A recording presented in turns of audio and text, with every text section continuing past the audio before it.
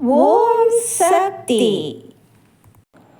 அருள்வாக்கும் அனுபவங்களும். கலியுகத்தில் வந்து மாட்டிக்கொண்டாய். தாயே, இந்த நாட்டில் இவ்வளவு அநியாயங்களும் அக்கிரமங்களும் நடக்கின்றனவே, இவ்வளவையும் பார்த்து கொண்டு தானே இருக்கிறாய் என்று கேட்டார் ஒருவர்.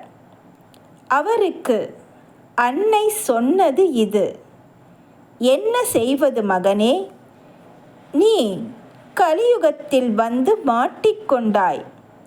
உலகெங்கும் தீமையும் அக்கிரமங்களும் நடக்கிறதே என்று நீ மட்டும் கவலைப்பட்டு ஆகப்போவது ஒன்றுமில்லை.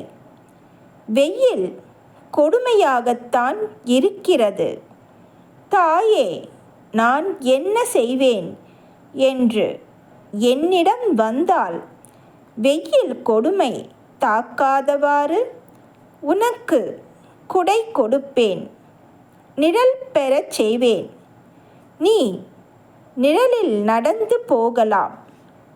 தாயை நோக்கி வருபவனுக்குத்தான் நான் குடை அளிக்க முடியும். என்னிடம் வரவே விரும்பாதவனுக்கு நான் என்ன செய்ய முடியும் என்றாள் அன்னை. நான் கூறும் இந்த வார்த்தைகள் அனைத்தும் காற்றோடு காற்றாக போய்விடாமல் பார்த்து கொள்வது உங்கள் பொறுப்பு.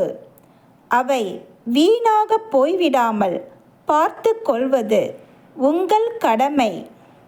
அன்னையின் அருள்வாக்கு. Please share and subscribe. ஓம் சக்தி.